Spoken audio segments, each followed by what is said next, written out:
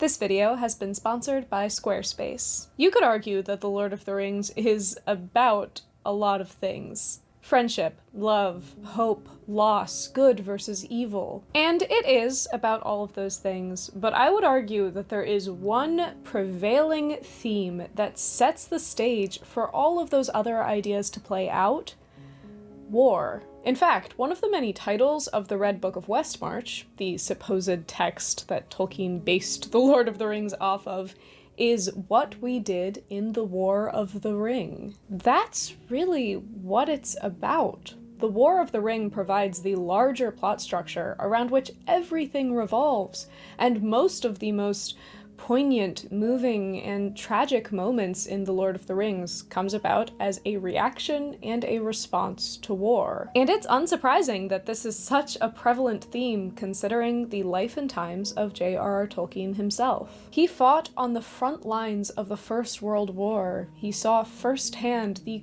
pure carnage that humans were capable of, and he had to sit back and watch as the Second World War tore across the globe. The Lord of the Rings is inextricably linked to this experience. Tolkien scribbled out the first poems and languages of the Legendarium whilst in the trenches, and he sent the very first drafts of the story to his son Christopher while he was flying in the RAF in the Second World War. And yet, Tolkien didn't write All Quiet on the Western Front or Catch-22. He didn't write about mustard gas, or shells, or trenches, or any of the literal trappings of modern warfare. The Lord of the Rings is fantasy, and Tolkien explicitly did not intend for it to be directly allegorical to his own life experiences. But somehow, I still believe that The Lord of the Rings stands as one of the best examinations of modern warfare and the innumerable ways that it interacts with being human.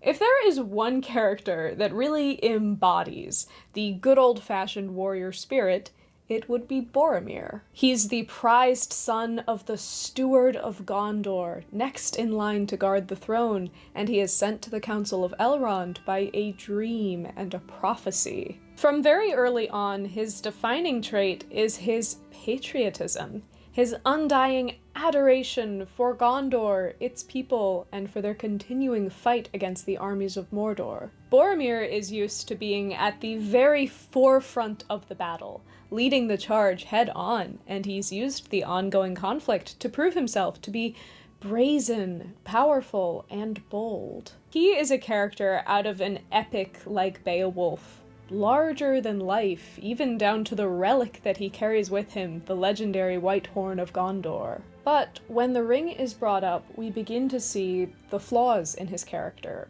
The very simple black and white way that he views the world keeps him from seeing something like the ring for what it is. Why do you ever speak of hiding and destroying? Why should we not think that the great ring has come into our hands to serve us in the very hour of need?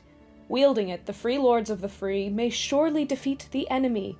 That is what he most fears, I deem. Of course, he's got it all wrong. Sauron would be overjoyed if somebody like Boromir took the ring, somebody powerful, somebody confident, even if he took it with the best of intentions. The ring doesn't care about intentions or goodwill. It has enough malice to twist anyone to its will, especially someone as more simple-minded like Boromir. It's not a weapon like a sword, where what it does is controlled by the person who uses it.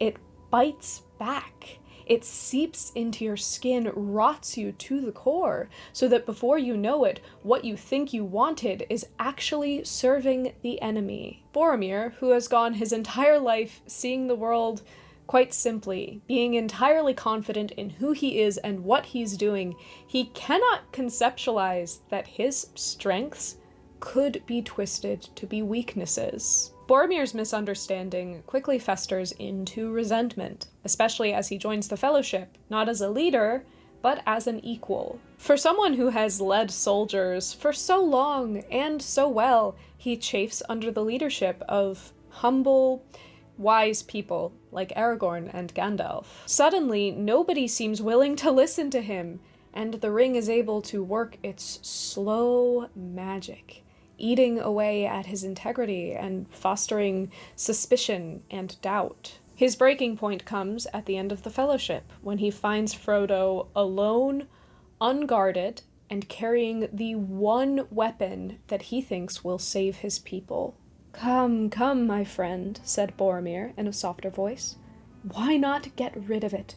Why not be free of your doubt and fear? You can lay the blame on me if you will. You can say that I was too strong and took it by force. For I am too strong for you, halfling," he cried, and suddenly he sprang over the stone and leaped at Frodo. His fair and pleasant face was hideously changed. A raging fire was in his eyes. It takes mere seconds for sly, underhanded reasoning to snap into madness as Boromir lunges at Frodo, who was once his friend, trying to take the ring by force. Frodo narrowly escapes, but only by putting the ring on to disappear. Boromir lashes out at Frodo, accusing him of turning traitor, of intentionally taking the ring to Sauron. But as quickly as he buckled under that pressure, he snaps back out of it as he trips over a stone and realizes what he has done. Boromir tries to apologize, but it's too late. Frodo is gone, determined to walk to Mordor alone if it means avoiding another betrayal like that of Boromir's. Still, Boromir, the warrior that he does not accept failure. He tries valiantly to save the remaining hobbits from being taken, and although he does fail at that, he fights to his very last breath. He confesses his sins to Aragorn, the future king of Gondor, who assures him, "You have conquered. Few have gained such a victory. Be at peace.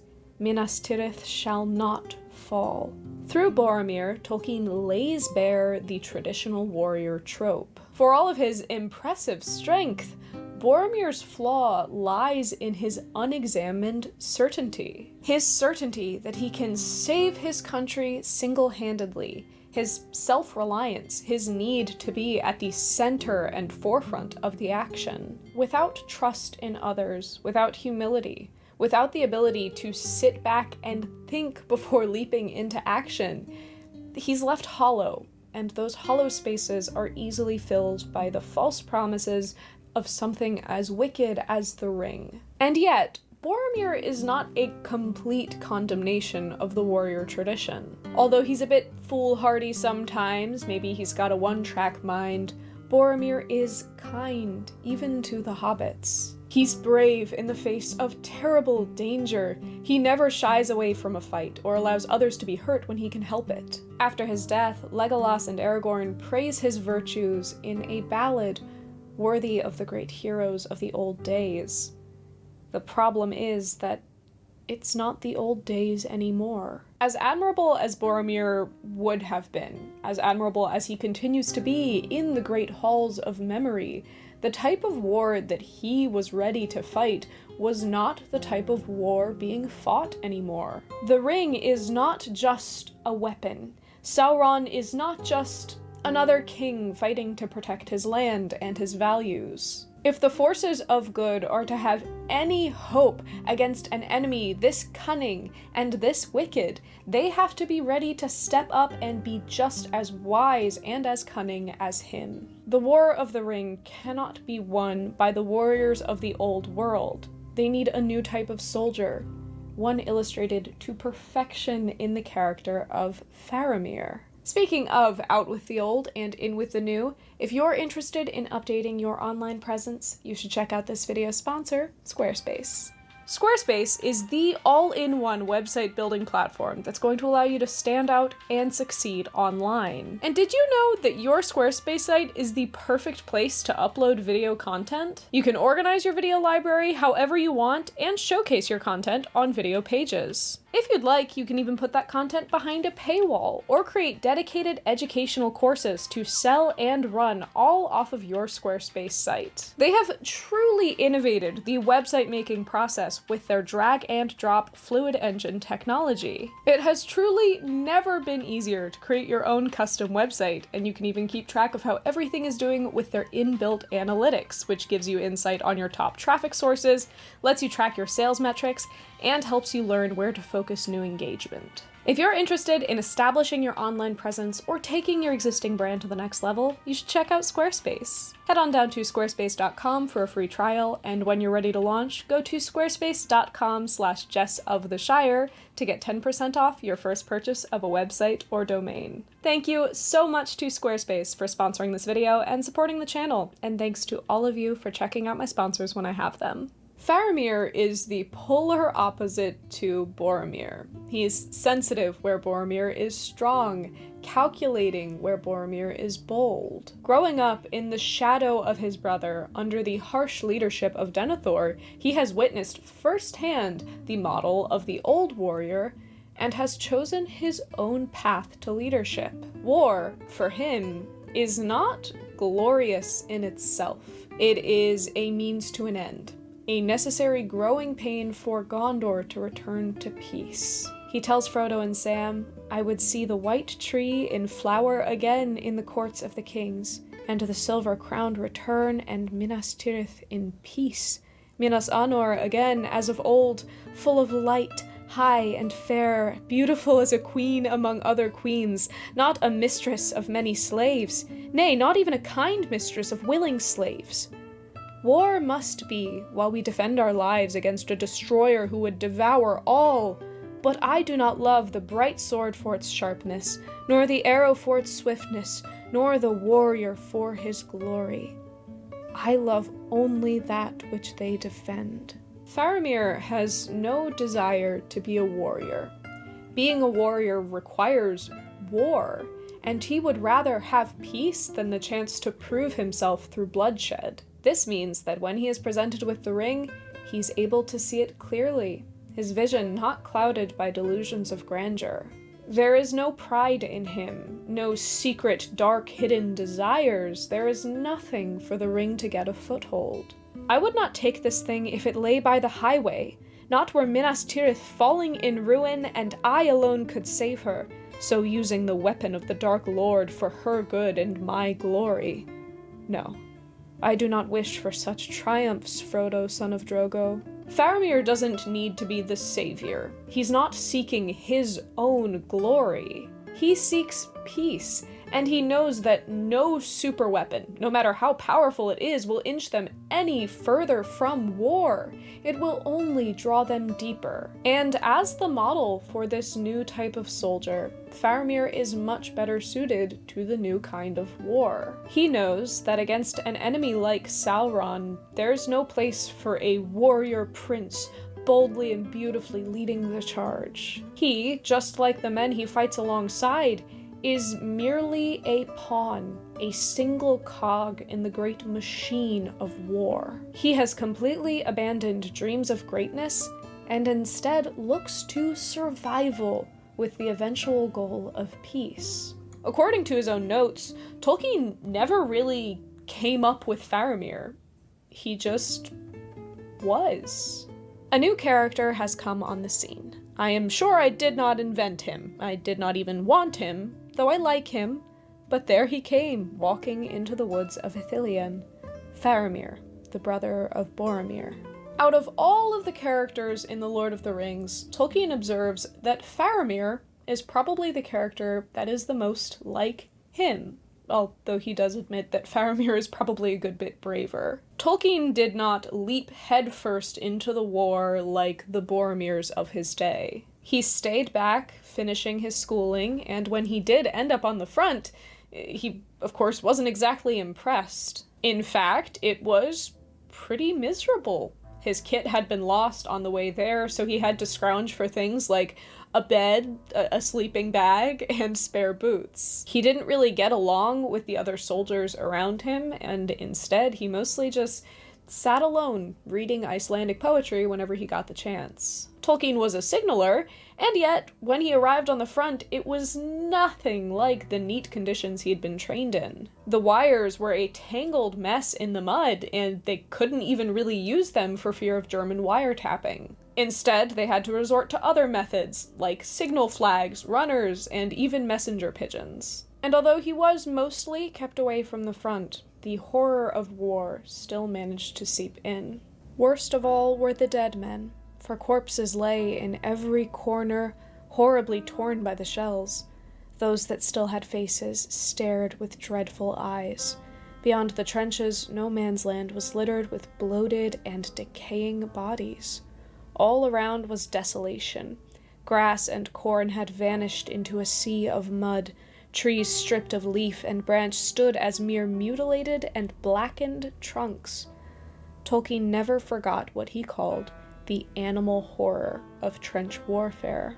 Whatever lofty notions Tolkien may have had of a glorious battlefield, they were completely wiped away by the truly terrible reality of modern warfare. Faramir seems to be a manifestation of this feeling. He strips the rose-colored glasses off of ancient tales of great battles for us to see them as they truly are, and in the end, his argument is that we should just reach for peace. The grand, boisterous warrior trope, as marvelous as it is in stories, simply could not hold up to what war had become. The horrors of the trenches were unfortunately not Tolkien's only experience with large-scale war. Only 2 decades after the close of the First, the Second World War began, and Tolkien's frustrations with this conflict are best embodied in the character of Théoden.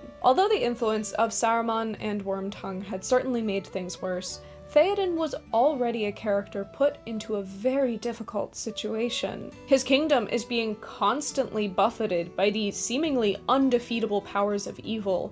His son has just died, and on top of all of that, he's getting old. The chance for valor is fading away, and for someone who's more in Boromir's vein, this is an incredibly bitter pill to swallow. When Aragorn, Gandalf, Legolas, and Gimli arrive with news of Boromir's passing, it is a terrible shock to him. Slowly, Théoden sat down again, as if weariness still struggled to master him against the will of Gandalf. He turned and looked at his great house.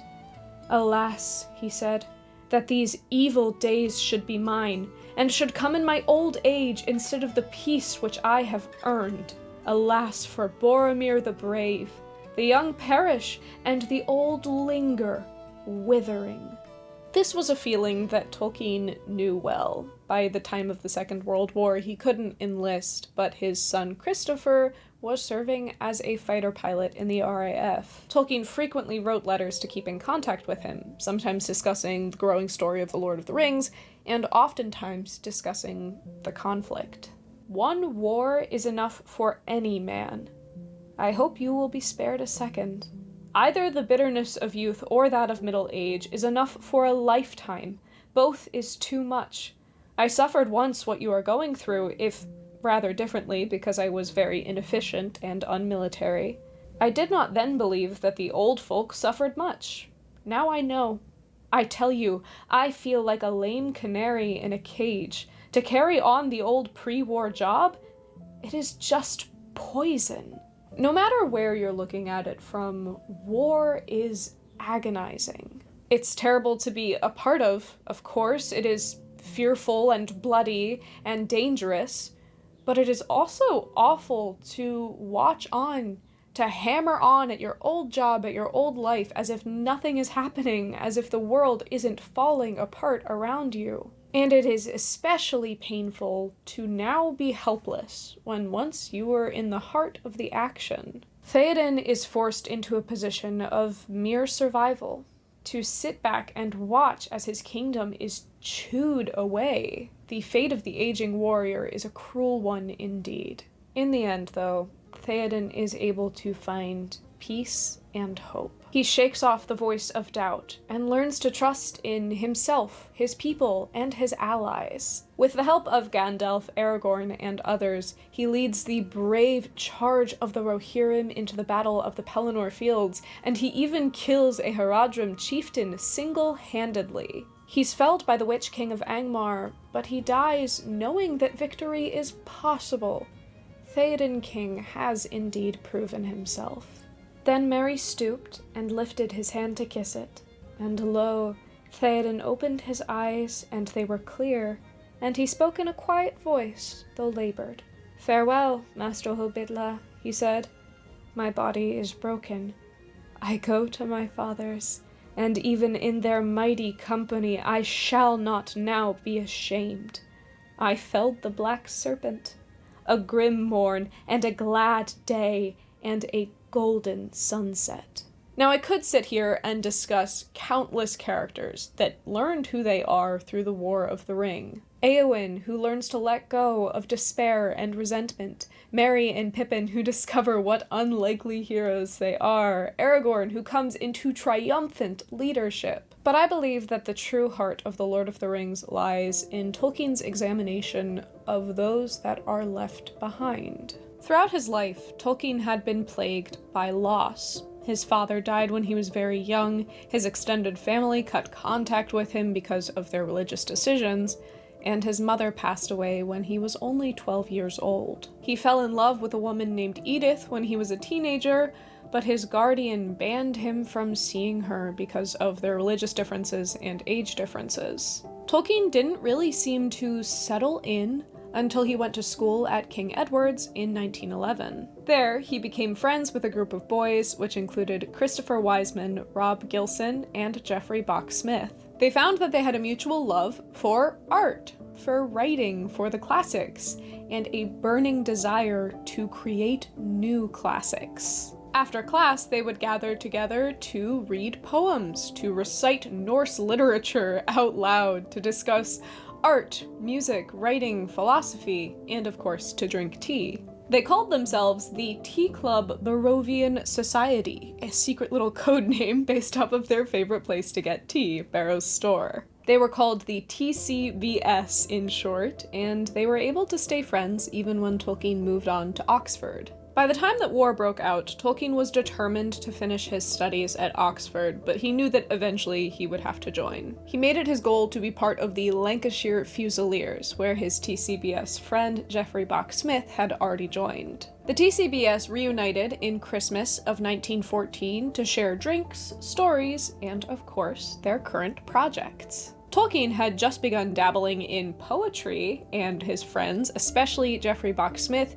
encouraged him to try to connect his poems to each other. They liked them, but they thought it would be better if they, made sense, if they told a story. Tolkien had always loved languages, but it was around this time when he started fiddling around with a constructed language based off of Finnish. He began fitting it into his poetry, drawing on Norse inspirations to create poems like his Arendelle, which tells of a mariner on an enchanted ship sailing towards a star. This would, of course, eventually develop into the character of Eärendil, an important part of Tolkien's mythos. They left that Christmas reunion of the TCBS determined that as a group, they were going to change the world with their art. By 1916, Tolkien's studies were finished up. He was pretty sure that he would be able to get a job in academia after the war was over, and with that assurance, he joined up. He did end up in the Lancashire Fusiliers like he desired, but was in a different battalion to Geoffrey Bock-Smith.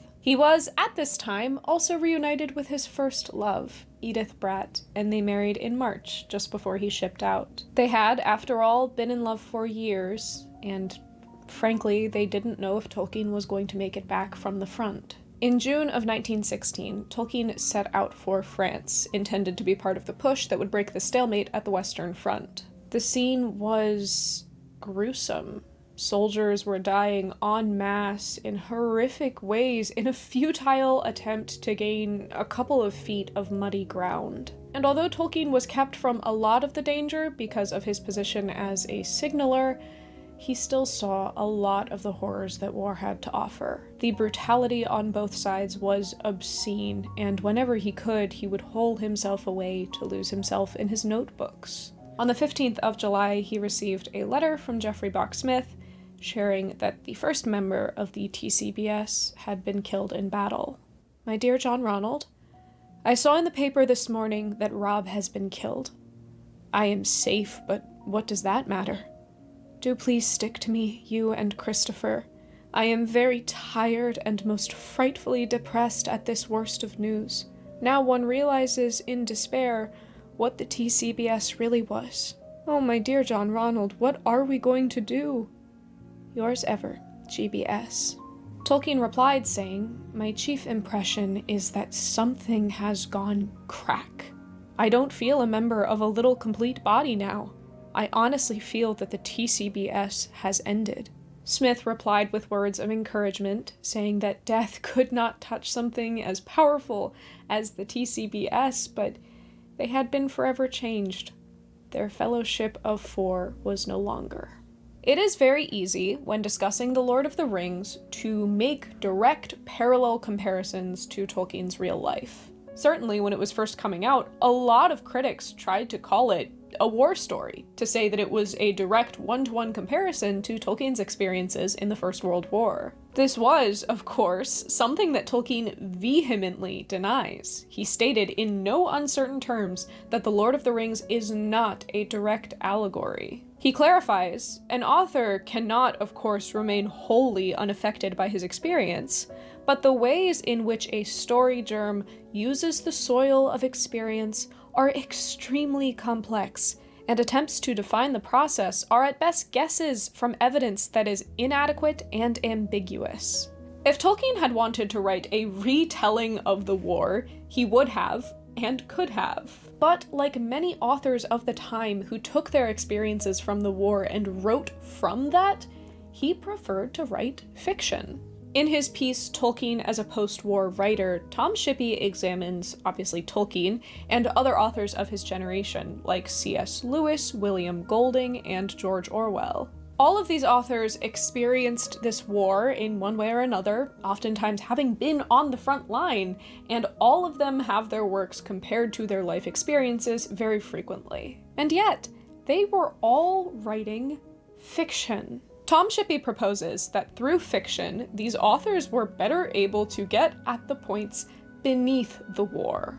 It is one thing to write what you know, to create stories that are inspired by your own experiences. It is entirely another to come face to face with the complex question of evil, to try and figure out how civilized people can commit mass murder, to determine exactly how politics and personhood so often clash. To try to address these questions within the field of reality, it's just too much. They didn't have the answers. They never claimed to have the answers for all of society's contemporary ills. But by recontextualizing these things within fiction, they were able to see them in a whole different light and perhaps examine them in ways that go beyond just simple factual reality. The Lord of the Rings is not just a retelling of Tolkien's experiences in the war. It doesn't have to be. There are ways that The Lord of the Rings rewrites portions of Tolkien's life that go beyond reality, that allow us to delve fully into the emotional reality that he experienced. Luckily, for the sake of the modern fantasy genre itself, Tolkien did not die a glorious death in battle like Boromir or Théoden. He contracted trench fever at the end of October 1916, and by November he was sick enough to be sent home to recover. He was in and out of illness for some time after this, and that meant that luckily he was spared from any further horrors of the trenches. However, the horror did follow him home. That December, he received a letter from Geoffrey Bock-Smith, still out on the front. It read, "My chief consolation is that if I am scuppered tonight, there will still be left a member of the great TCBS to voice what I dreamed and what we all agreed upon. For the death of one of its members cannot, I am determined, dissolve the TCBS. Death can make us loathsome and helpless as individuals, but it cannot put an end to the immortal four. May God bless you, my dear John Ronald, and may you say the things I have tried to say, long after I am not there to say them, if such be my lot. Geoffrey Box Smith died shortly after sending that letter, but Tolkien kept his promise, keeping the stories of friendship of the immortal four alive in more vivid and living detail than any of them ever could have dreamed. This theme of being left behind is at the very heart of The Lord of the Rings. To Tolkien, a devout Catholic, being dead means moving on, transcending above this reality, hopefully to a heavenly reward. But those left behind, those left to remember their name, to keep them alive in their memory, to hold on to them long after they're gone, that may be the hardest role of all. It makes sense then that his very best character, Samwise Gamgee, would be handed that burden when Frodo left Middle-earth for good. "But," said Sam, and tears started in his eyes, "I thought you were going to enjoy the Shire too, for years and years after all you've done." "So I thought too, once. But I have been too deeply hurt, Sam. I tried to save the Shire, and it has been saved, but not for me. It must often be so, Sam, when things are in danger. Someone has to give them up, lose them, so that others may keep them. But you are my heir. All that I had and might have had, I leave to you. Your hands and your wits will be needed everywhere. You will be the mayor, of course, as long as you want to be, and the most famous gardener in history. And you will read things out of the Red Book and keep alive the memory of the age that is gone, so that people will remember the great danger and so love their beloved land all the more. And that will keep you as busy and as happy as anyone can be, as long as your part of the story goes on." War is not an event. It is not a singular entity with a clear starting and ending point. It weaves through everything, through death, through life, through loss, and through love. It changes history and the people that are a part of it. And through The Lord of the Rings, Tolkien offers us one of the most comprehensive, complex, and compassionate views of what war is and what it leaves behind.